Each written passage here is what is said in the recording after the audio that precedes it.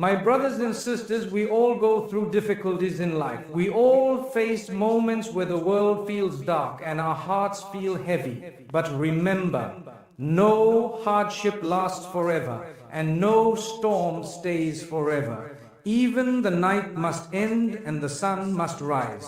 Today, I want to share with you 5 powerful ways to fight depression by the will of Allah. Strengthen your connection with Allah. My beloved brothers and sisters, let me remind you of something very important.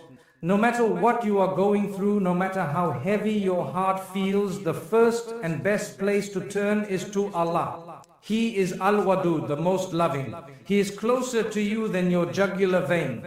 Sometimes when we feel lost, when we feel broken, we start looking for solutions in the wrong places. We turn to people who may not understand us, we drown ourselves in distractions, but we forget that the one who created us knows us better than anyone else. Allah tells us in the Quran, unquestionably by the remembrance of Allah, hearts find rest. Surah Arda 13:28. This means that true peace, true contentment is found in the remembrance of Allah. My brothers and sisters, when was the last time you sat alone and just spoke to Allah?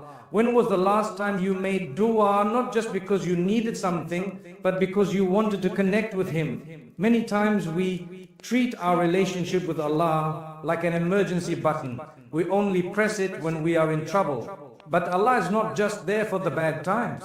He is there for you in every moment of your life. If you are feeling down, increase your salah and don't just rush through it like a routine. Pause for a moment. When you stand in prayer, remind yourself that you are standing before the King of all kings. When you go into sujud, pour your heart out. That is the closest you will ever be to your Creator. So make that moment count. Say, Ya Allah, you know my struggles. You know what is in my heart. Help me, guide me, heal me. And I promise you, my brothers and sisters, if you sincerely turn to Allah, He will open doors you never imagined. The problem today is that we fill our hearts with so much worldly noise that we forget the sweetness of talking to our Rabb. We scroll endlessly on our phones, seeking comfort in temporary distractions. But the true comfort lies in the Quran. The Quran is not just a book of rules. It is a healing for the heart. It is a message from Allah to you. Open it, even if it is just for a few minutes a day, and you will feel the difference. And don't underestimate the power of dhikr. The Prophet taught us simple words that carry great rewards. Even if all you can say is La ilaha illallah, say it. Even if all you can manage is Astaghfirullah, say it. Because every time you remember Allah, He remembers you. Imagine that. Allah the Most High remembering you by name. What more comfort do we need? My brothers and sisters, your connection with Allah is your anchor in this life. It is what will carry you through the storms. It is what will bring light into the darkness. No matter how far you feel, no matter what mistakes you have made, Allah's mercy is always greater. Just take a step towards Him and He will run towards you. Positive company and good friends. My beloved brothers and sisters, one of the biggest influences on our mental and emotional state is the company we keep. The people around us either lift us up or pull us down. They either bring us closer to Allah or distract us from Him. And let me tell you something very important. If you are constantly surrounded by negativity, by people who complain, gossip, and spread hopelessness, then don't be surprised if you start feeling the same way. The Prophet gave us a beautiful example when he said, a good friend is like a perfume seller. Even if you don't buy anything, you still leave smelling good. And a bad friend is like a blacksmith. Even if you don't get burned, you still leave with smoke on you. Look at this wisdom. If you sit with good company, you benefit from their presence, their words, their positivity, even if you don't realize it. But if you sit with the wrong people, even if you think you are strong, their negativity will eventually affect you. My brothers and sisters, who are the people in your circle? Do they remind you of Allah? Do they support you in doing good? Or do they pull you into things that distance you from your faith? Sometimes we hold on to toxic friendships because we fear being alone. But let me tell you something, it is better to walk alone towards Jannah than to be surrounded by people who are dragging you towards destruction. A true friend is not someone who just makes you laugh, but someone who wants to see you succeed, not just in this world, but in the hereafter. They will correct you with kindness when you are wrong. They will remind you to pray when you forget. They will lift you up when you are down. The truth is, when you are struggling with sadness or depression, the people around you matter even more. If you spend time with those who complain, who only focus on the negatives in life, you will start feeling that same hopelessness. But if you are around people who are always saying Alhamdulillah, even in difficulty, people who remind you of Allah's mercy, people who encourage you to keep going, you will find yourself feeling stronger. And let me remind you, my brothers and sisters, that sometimes the best company is the company of the righteous, even if it is not in person. If you don't have good friends around you, listen to beneficial talks, read the Quran, and engage with those who remind you of Allah, even if it is online. The right company is not always about physical presence, but about influence. At the end of the day, we are a reflection of the people we surround ourselves with, the Prophet said. A person is upon the religion of his close friends, so let him be mindful of whom he befriends. So ask yourself, my brothers and sisters, who are your closest friends? Are they bringing you closer to Jannah, or are they pushing you further away? Because on the day of judgment, even the closest friends will become enemies, except those who built their friendship upon the love of Allah. Be grateful, even in hardship. My beloved brothers and sisters, gratitude is not just about saying Alhamdulillah when things are easy. True gratitude is tested when life becomes difficult, when things don't go as planned, when you feel like you're drowning in problems. But let me remind you, no matter what you are going through, there is always something to be grateful for. Allah tells us in the Quran, if you are grateful, I will certainly give you more. Surah Ibrahim 14:7. This means that gratitude is not just an act of worship, it is a key to increase in blessings. Many times when we are struggling, we focus so much on what is missing that we forget what we still have. My brothers and sisters, take a moment and reflect. The fact that you are breathing right now is a blessing. The fact that your heart is still beating is a blessing. The fact that you can listen to these words, that you have a roof over your head, food to eat, eyes that see, ears that hear, these are all blessings we often take for granted. Sometimes we think gratitude means being happy with everything in life. But no, gratitude means trusting that even in our difficulties, Allah's plan is better than our plan. Look at the life of the Prophet. He went through the loss of his parents, his wife Khadija, his children, his companions. He was insulted, driven out of his own city, and faced hardship after hardship. But did he ever complain? No. He remained grateful to Allah. Why? Because he knew that this life is temporary and that Allah's wisdom is far greater than what we can understand. My brothers and sisters, when you focus on what you have instead of what you don't, your entire perspective changes. You wake up in the morning and instead of saying, I have so many problems, you say, Alhamdulillah, I have another day to seek Allah's mercy. Instead of saying, I don't have enough money, you say, Alhamdulillah, I still have something to survive on.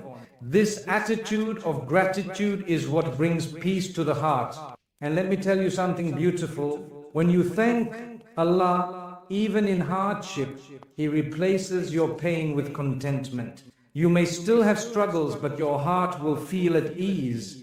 You may still have difficulties, but you will find strength to keep going. Because gratitude shifts your focus from the problem to the one who is greater than all problems. Allah. Even the smallest blessings in your life are gifts from Him. The ability to walk, the ability to smile, the love of your family, the fact that He has given you another chance to turn to Him. These are all things we don't think about, but they are priceless. Imagine if tomorrow you only woke up with the things you thanked Allah for today. How much would you have left? So, my brothers and sisters, no matter what life throws at you, remember, there is always a reason to say Alhamdulillah. Keep thanking Allah even in difficulty, and watch how He opens doors for you from places you never expected. Keep yourself busy with good deeds. My beloved brothers and sisters, one of the biggest tricks of shaitan is to make you feel useless, to make you sit in idleness, drowning in overthinking, trapped in a cycle of negativity. And let me tell you, an empty mind is shaitan's playground. When you are sitting alone with nothing to do, he whispers, you are not good enough. Nothing will change. Just give up. But do not let him win. Keep yourself busy with good deeds, and you will see how Allah fills your life with light. Allah tells us in the Quran, indeed, good deeds remove bad deeds. Surah Hud 11:11-4.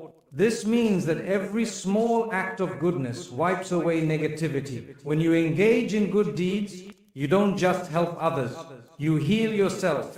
You replace sorrow with purpose, sadness with hope. Even a simple smile can brighten someone's day, and in return, Allah brightens your heart. Look at the life of the Prophet. He was the busiest of men, leading the ummah, teaching, guiding, and helping others. Yet, he always made time for good deeds. When he saw someone struggling, he helped. When he saw someone sad, he consoled them. When he met people, he greeted them with kindness. Why? Because engaging in good pushes away negativity. Many people ask, I feel down, I feel lost. What should I do? The answer is simple. Get up and do something good. Even if it's small, visit the sick, feed the hungry, make dua for someone without them knowing, clean up a masjid, help your parents, check in on a friend. Even if you are struggling yourself, helping others will uplift you. You may think you are fixing someone else's problem, but in reality, Allah is healing your heart through that action. And remember, good deeds are not only about others. Even acts of worship are good deeds that keep you occupied in a beneficial way. Read Quran even if it's just a few verses. Make dhikr while walking. Give charity even if it's just a small amount. Keep your tongue moist with Alhamdulillah, Subhanallah. La ilaha illa Allah. You don't need wealth or status to do good. All you need is sincerity, and Allah will accept it. My brothers and sisters, sadness grows when you remain idle. The more you sit in one place overthinking, the more shaitan will convince you that nothing will change. But when you move, when you take action, when you engage in something positive, your heart finds relief. So do not let sadness consume you. Consume it with good deeds. Keep doing good. Keep moving forward, and watch how Allah replaces your struggles with endless blessings. Never lose hope in Allah's mercy. My beloved brothers and sisters, no matter what you have been through, no matter how many times you have fallen, no matter how broken you feel right now, do not lose hope in the mercy of Allah. His mercy is far greater than any sin, any mistake, and any hardship you are facing. Allah's mercy is not limited. It is not like human mercy. We as humans forgive today, but hold grudges tomorrow. We say we have moved on, but deep down we remember the pain. But Allah, He is Ar-Rahman, Ar-Rahim, the most merciful, the most compassionate. When He forgives, He erases. When He heals, He restores completely. Allah tells us in the Quran, say, O my servants who have transgressed against themselves, do not despair of the mercy of Allah. Indeed, Allah forgives all sins. Indeed, it is He who is the most forgiving, the most merciful. Surah Az-Zumar 39:53. Look at this verse, my brothers and sisters. Allah is calling you. He is speaking to those who have made mistakes, to those who feel distant, to those who think they are beyond saving. He is telling you, never lose hope. He doesn't say, Allah forgives some sins. No, He says Allah forgives all sins. The only condition, you turn back to Him with sincerity. But shaitan, oh, he wants you to believe that you are too far gone. He whispers in your ear, you are not good enough. You have sinned too much. It's too late for you. And many of us fall for it. We sit in regret, thinking, how can I even pray after everything I've done? How can I turn to Allah after I've ignored Him for so long? But my brothers and sisters, let me tell you something. If you are alive, if your heart is still beating, then Allah is still giving you a chance. The doors of His mercy are still wide open. Think about the man who killed 99 people and still sought forgiveness. He thought he had no hope. But what did Allah do? He guided him to the right path, and before he could even reach his destination, He granted him Jannah. Subhanallah, if Allah can forgive a man who killed 99 people, what makes you think He won't forgive you? Sometimes we feel hopeless because we are facing hardships. Life knocks us down and we wonder, where is Allah? But let me tell you, Allah has never left you. He has always been there. He knows your pain, He sees your tears, and He hears the silent cries